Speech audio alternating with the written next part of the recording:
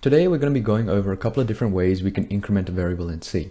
Now, the usual way that you increment a variable, I, would be you've got I is equal to I plus 1, right? Now, the issue with this is we don't really think of incrementing a variable by taking that variable and then setting it equal to 1 plus that variable. Instead, we kind of think of it as variable increased by 1. And that's kind of what the notation I plus plus and plus plus I are all about. So that's what we're going to be looking at today. So I've written a little program here, right? It's got a main, right, that we're very familiar with now. And it's got a couple of sub-functions. The sub-function is called pre-increment and post-increment. Each of these functions contain a little bit of a while loop, right? And they set this variable I to 0. Now in the pre-increment, it increments the variable before using it, right? So over here, we've set it to 0. And over here, we can see it's plus plus I.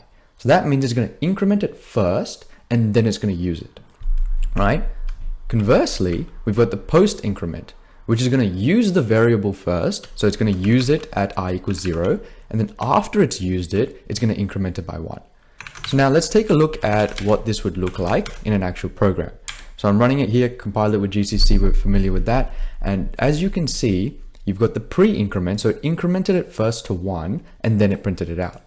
And the post-increment, it used it as it was I equals 0, and then it printed it out. So that's the difference between I plus plus and plus plus I. They're both called pre-increment and post-increment. And over here, we can see there's a couple of reasons why we use this notation instead of I equals I plus 1. It's a little bit more natural, right? It's easier to increment complex expressions, right? Because if you've got something crazy like x divided by y times by z, like divided by 7, and you wanted to increment that by 1, you've got to make sure you've written it correctly on both sides the old way, right? Because I equals I plus 1. This way, you can just take that big expression and go plus plus, all sorted. And as well as that, you've got the fact that it creates code that is easier to read. Okay, now this program, it's going to be publicly available on the HTML site. You plug in my ZID and the CSE domain, and you should be able to see this code, play around with it, and understand a little bit better.